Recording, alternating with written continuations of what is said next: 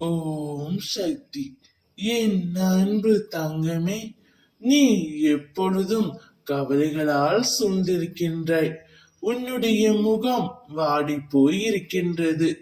என் குழந்தை சந்தோஷம் இல்லாமல் கஷ்டத்திலே இருப்பதை என்னால் பார்க்க முடியவே இல்லை. நான் என் துணையின் மீது அளவு கடந்த அன்பு வைத்து உள்ளேன், அக்கறையும் வைத்து உள்ளேன். இருந்தும் அவர் என்னை புரிந்து கொள்ளவே இல்லை, என்னை ஒரு பொருட்டாக மதிக்கவில்லை என்றுதானே கவலைப்படுகின்றாய். என்னை உதாசீனப்படுத்தினார்கள் என்ற வருத்தத்தில் நீ இருக்கின்றாய்.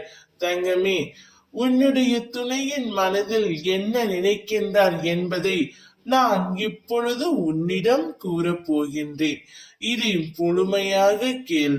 உன்னை விட்டு பிரிந்து சென்ற உன்னுடைய துணை எத்தனையோ குழப்பங்களிலும் மன வருத்தத்திலும் இருக்கின்றார்.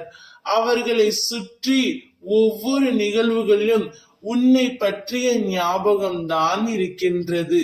உன்னை அவராலும் மறக்க முடியவில்லை, உன்னை வெறுக்கவும் முடியவில்லை. உன்னையே நினைத்து கொண்டு இருக்கின்றார். இருந்தும் உன்னிடம் வருவதற்கும் உன்னிடம் வந்து பேசுவதற்கும் கால தாமதம் ஆகின்றது. அவர் மனதை உடனடியாக மாற்ற முடியவே இல்லை. அவரை சுற்றி உள்ளவர்களும் அவர் மனதை மாற்றி உன்னுடன் சேர்த்து வைக்க முடிவெடுத்தும் விட்டார்கள். ஆனால் அதை மட்டும் இன்று வரை செய்ய முடியவே இல்லை.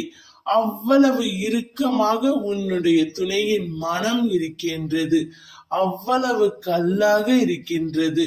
உன்னை பற்றிய நினைவுகள், நல்ல நினைவுகள் அவர் மனதில் இருந்தாலும் ஏதோ ஒரு கசப்பான சம்பவத்தை வைத்துக் கொண்டு உன்னை விட்டு வெகு தூரத்தில் இருக்கின்றார்.